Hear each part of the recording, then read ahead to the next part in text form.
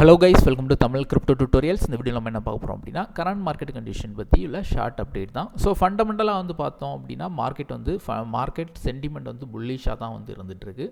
அது மட்டும் இல்லை, ஃபெட் ரேட் கட் வந்து நமக்கு வந்து நெக்ஸ்ட் வீக் வர போகிறதுனால ஆல்மோஸ்ட் இன்னும் ஒரு சில நாட்கள்லேயே மார்க்கெட் வந்து மூவ் ஆகிறதுக்கான பாசிபிலிட்டி இருக்குது.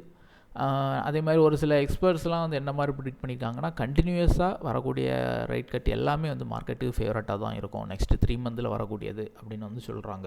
ட்ரம்ப் வந்து தொடர்ந்து அந்த ரேட் கட்டை பற்றி தான் பேசிகிட்டு இருக்கார். இன்றைக்கி கூட ஒரு வீடியோவில் ரேட் கட் டூல் டிலேன்னு தான் வந்து சொல்லிகிட்டு இருக்கார். ஸோ கண்டிப்பாக பெரும்பாலும் ஃபெட் ரேட் கட் அனௌன்ஸ்மெண்ட் வரும். அந்த டைம் வந்து மார்க்கெட் வந்து நல்ல ஒரு புஷ் அப்சைடு வந்து கொடுக்கறதுக்கான பாசிபிலிட்டி இருக்குது. செகண்ட் அனௌன்ஸ்மெண்ட் என்ன அப்படின்னு பார்த்தீங்கன்னா ETF. ஸோ ETF வந்து ரொம்ப ஒரு முக்கியமான அப்டேட் கிரிப்டோவை பொறுத்த வரைக்கும்.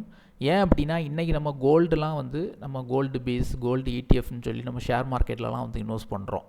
ஸோ சின்ன அமௌண்ட் இன்வெஸ்ட் பண்ணலாம். இப்போ ஒரு கோல்டோட ப்ரைஸு பயங்கரமாக $3500 $4000 இருக்குன்னா நம்ம வந்து அவ்வளோ அமௌண்ட் போட்டு பண்ணணும்னு கிடையாது. வெறும் $100 இருந்தால் கூட கோல்டு பீஸில் இன்வெஸ்ட் பண்ண முடியும்.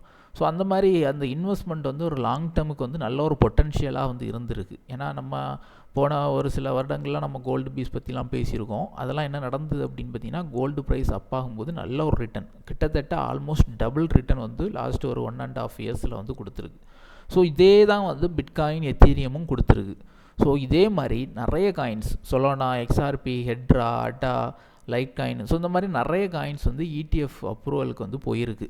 ஸோ இன்ஸ்டியூஷன் வந்து அவங்களாம் பல்காக வந்து ஹோல்டு பண்ணுற எல்லா காயின்ஸுமே கம்பெனிஸ் வந்து ETF அப்ரூவலுக்கு வந்து அப்ளை பண்ணியிருக்காங்க. ஸோ அதாவது செக்யூரிட்டி கமிஷன் வந்து என்ன பண்ணியிருக்காங்க அப்படின்னா அக்டோபர் மந்த் வந்து டிலே பண்ணியிருக்காங்க. ஸோ நிறைய ETF அப்ரூவல் வந்து ஃபைனல் ஹியரிங் வந்து இந்த அக்டோபர் மந்த் வந்து இருக்குது. ஸோ அந்த டைம் வந்து அப்ரூவல் ஆகிறதுக்கான பாசிபிலிட்டி இருக்குது. அதே மாதிரி தான் DT சைட் லிஸ்டிங்லேயே வந்து இதெல்லாம் வந்து ஆட் பண்ணியிருக்காங்க அப்படின்னு வந்து யூஸ்வலாக வந்து ஒரு ETF அப்ரூவல் வரப்போகுது அப்படின்னா அதுக்கு முன்னாடியே சைட்லலாம் வந்து அந்த காயின்லாம் வந்து ஆட் பண்ணுவாங்க. ஸோ அதை அந்த அனௌன்ஸ்மெண்ட்டெல்லாம் வந்து பார்த்து ETF வந்து பெரும்பாலும் அப்ரூவல் ஆகிறதுக்கு வாய்ப்பு இருக்குது அப்படின்னு வந்து ட்ரை பண்ணுவாங்க. ஸோ இது சேம் கான்செப்ட் வந்து பிட்காயின் அண்ட் எத்தீரியத்தில் இதுக்கு முன்னாடி வந்து நடந்துச்சு.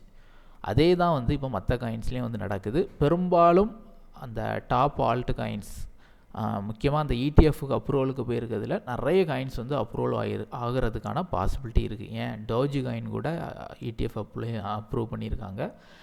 ஒரு சில சைட்டில் வந்து அதுக்கான இதுவும் போயிட்டு தான் இருக்குது. ஸோ அது கூட அப்ரூவல் ஆகிறதுக்கான பாசிபிலிட்டி இருக்குது. ஸோ இந்த மாதிரி இந்த 2 news, ETF announcement news, fed rate cut நியூஸ்லாம் வந்து மார்க்கெட்டை அப்சைட் புஷ் பண்ணுறதுக்கான பாசிபிலிட்டி இருக்குது. மூணாவது வந்து என்ன அப்படின்னா Q4. ஸோ யூஸ்வலாகவே வந்து ஒரு குவார்ட்டர் முடிஞ்சு அடுத்த குவார்ட்டர் வந்து ஸ்டார்ட் ஆகுது அப்படின்னா அந்த டைம் வந்து மார்க்கெட்டில் கண்டிப்பாக ஒரு சேஞ்சஸ் வந்து இருக்கும். ஸோ இந்த டைம் வந்து பார்த்திங்கன்னா நமக்கு வந்து பெரிய மூவ்மெண்ட் ஆல்ட் காயின்ஸில் இன்னும் வரவே இல்லை. ஸோ ஃபைனலாக வந்து லாஸ்ட் குவார்ட்டரில் வந்து வரதுக்கான பாசிபிலிட்டி இருக்குது. ஸோ எல்லாமே மார்க்கெட்டை பொறுத்த வரைக்கும் சென்டிமெண்ட் வந்து புல்லிஷாக தான் வந்து இருந்துகிட்ருக்கு. ஸோ இப்போ உள்ள டவுட் என்ன, மார்க்கெட் வந்து டைரெக்டாக இங்கேருந்து அப்பாய் போயிருமா, இல்லைனா இன்னும் ஒரு லிக்விடிட்டி ட்ராப் மாதிரி ஹண்ட் வந்து நடத்திக்கிட்டு மார்க்கெட்டை ஒன் சைடு புஷ் பண்ணுவாங்களான்னு தெரியாது. இருந்தாலும் ஓவரால் ஸ்பாட் ட்ரேடர்ஸை பொறுத்த வரைக்கும் பயப்பட எதுவும் தேவை கிடையாது. மார்க்கெட் வந்து ஃபண்டமெண்டலாக புல்லி சென்டிமெண்ட்டு தான். இந்த வீக்கு கூட பெருசாக வந்து நெகட்டிவாக வந்து க்ளோஸ் வைக்கிற மாதிரி இல்லை. இப்போ வரைக்கும் புல்லிஷாக தான் வந்து இருந்துகிட்ருக்கு. யூஸ்வலாக ஃப்ரைடேலாம் வந்து பார்த்திங்கன்னா ஃப்ரைடே சாட்டர்டேலாம் மார்க்கெட் பேரிஷாக மாறும். ஆனால் இந்த டைம் வந்து பார்த்திங்கன்னா இந்த டேஸ் வந்து பெருசாக வந்து செல்லிங் ப்ரெஷர்லாம் மார்க்கெட்டில் வந்து தெரியலை. ஸோ டெக்னிக்கலாக என்ன கண்டிஷனில் இருக்குன்னு பார்த்துருவோம். ஸோ டெக்னிக்கலாக நான் வந்து இந்த சார்ட் வந்து நம்ம டெலகிராம் குரூப்பில் வந்து போட்டிருந்தேன். பிட்காயின் டாமினன்ஸ் நம்ம அதே மாதிரி கிரிப்டோ அப்டேட்ஸ்லாம் டெய்லி தேவை, உடனே அப்பப்போ தெரிஞ்சுக்கணும் அப்படின்னா நம்ம டெலகிராம் குரூப் மஸ்ட் வந்து ஃபாலோ பண்ணிக்கோங்க. தொடர்ந்து வந்து நம்ம வந்து போஸ்ட் பண்ணிட்டு தான் இருப்போம். மார்க்கெட் கண்டிஷன் நல்லா வந்து புல்லிஷ் ஆகுதுன்னா இன்னும் நான் வந்து அப்டேட்டடாக வந்து எல்லாம் ஷேர் பண்ணுவேன். ஸோ அது நிறைய பேருக்கு வந்து யூஸ்ஃபுல்லாக இருக்கும் நீங்கள் ட்ரேட் பண்ணும்போது, இன்வெஸ்ட்மெண்ட் பண்ணும்போதெல்லாம். சரி, ஓகே. இப்போ பிட்காயின் டாமினன்ஸ் இது என்ன நடந்துட்டுருக்குன்னா வீக்லி சார்ட்டை பொறுத்த வரைக்கும் நான் என்ன நினைக்கிறேன்னா இது வந்து ஒரு ஸ்ட்ராங் சப்போர்ட். ஸோ இந்த ஸ்ட்ராங் சப்போர்ட்டை வந்து பிரேக் அவுட் பண்ணுற கண்டிஷனில் மார்க்கெட் நின்றுட்டுருக்கு. நீங்கள் வந்து இதை ஜூம் பண்ணி பார்த்தீங்கன்னா தெரியும். இப்போ வரைக்கும் இந்த வீக்லி கேண்டில் ஸ்டில் பேரிஷாக தான் இருக்குது. ஸோ இதை நமக்கு வந்து நல்ல ஒரு பேரிஷாக இந்த வீக் வந்து க்ளோஸ் வைக்குது அப்படின்னா ஆல்ட் காயின்ஸ்லலாம் மூவ்மெண்ட் வந்து வர தொடங்கும்.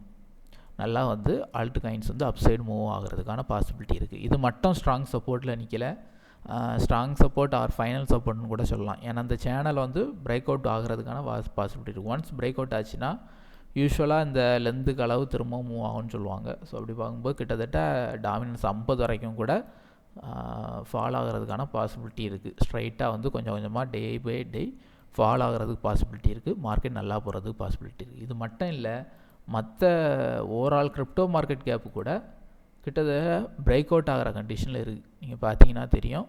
ஸோ இந்த இடத்துல கரெக்ஷன் ஆகி overall crypto market cap so around 4 trillion volume வந்து இருக்குது. ஸோ இது வந்து பிரேக் அவுட் ஆகி போகிறதுக்கான பாசிபிலிட்டி இருக்குது. ஸோ இது இந்த புல் மார்க்கெட்டில் இன்னும் நல்லா ஒரு 6-7 ட்ரில்லியன்லாம் தாண்டி போகிறதுக்கான பாசிபிலிட்டி இருக்குது. ஸோ இதான் வந்து பிரேக் அவுட் கண்டிஷன்.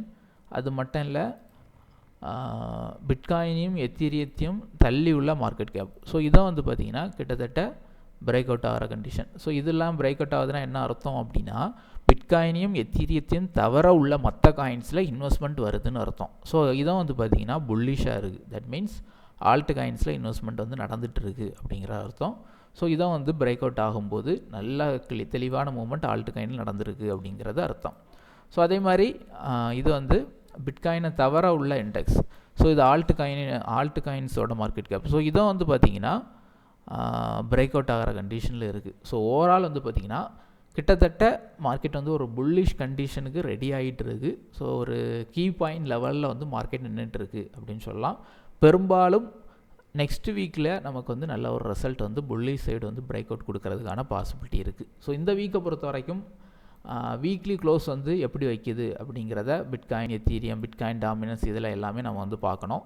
ஸோ எல்லாமே நமக்கு வந்து ஃபேவரட்டாக புல்லிஷாக தான் க்ளோஸ் வைக்கிது அப்படின்னா நெக்ஸ்ட் வீக்கிலேருந்து மார்க்கெட் வந்து அப்சைடு போகிறதுக்கான பாசிபிலிட்டி இருக்குது. ஸோ இதான் வந்து நான் வந்து எதிர்பார்க்குறேன் மார்க்கெட்டை பொறுத்த வரைக்கும். டெக்னிக்கலாகவும் ஃபண்டமெண்டலாகவும் இப்போ வரைக்கும் மார்க்கெட் வந்து புல்லிஷாக தான் வந்து இருந்துகிட்ருக்கு. ஓகே கைஸ், தேங்க்யூ ஃபார் வாட்சிங்.